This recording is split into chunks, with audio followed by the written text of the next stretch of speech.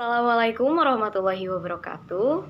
Nepangkeun wasta abdi Mutiara Nur Azkia nomor absen 24 di kelas 12 bahasa. Dina kasempatan ieu abdi bade ngalaksanakeun maca dongeng pikeun ngalengkapkeun tugas bahasa Sunda. Dongeng anu abdi pilih nyaeta dongeng Telaga Warna. Baheula di hiji karajaan di Tatar Pasundan. Aya raja anu adil jeung bijaksana. Sanajan kitu, raja jeung ratu masih keneh harewangan. Sabab teu boga budak. Aranjeunna tuluy neneda ka Gusti Nu Maha Suci supaya dipaparinkeun turunan. Teu lila ti harita kahadian Gusti dibales. Ratu kakandungan. Lila-lila ratu ngalahirkeun putri anu kacida geulisna. Putri eta dibere ngaran Nyi Endah Wangi. Raja jeung ratu kacidanya ka anjeunna.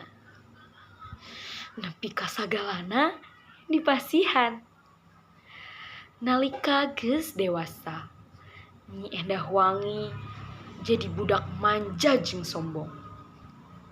Anjeunna teresep dibere nasehat. Komo deui lamun dititah masrahkeun barang ka batur.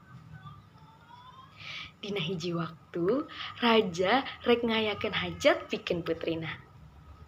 Sakabeh rahayat di kerajaan eta diulem. Dina hajat eta rahayat masrahkeun kado-kado anu endah. Aya emas, perak, jeung batu permata. Tapi Nyi Endah Wangi malah ngarasa teresep. Malah nyidikahan kado-kado eta. Anjeunna marah-marah jeung nyapirakeun rahayat. Raja jeung ratu kacida sedihna. Nepi ka ratu ceurik. Ku alatan kasedih anu jero. Ratu ngucurkeun cipanon anu loba pisan. Tiba-tiba tanah gempungan. Langit jadi poek. Jeung hujan turun kalawan gede. Cipanon ratu ngalimpah jadi situ anu warna-warni. Anu engkena dipikawano minangka Telaga Warna. Ti harita rahayat jadi sadar yen kahadian jeung welas asih penting pisan. Sarta kaparcayaan ka raja tetep kuat.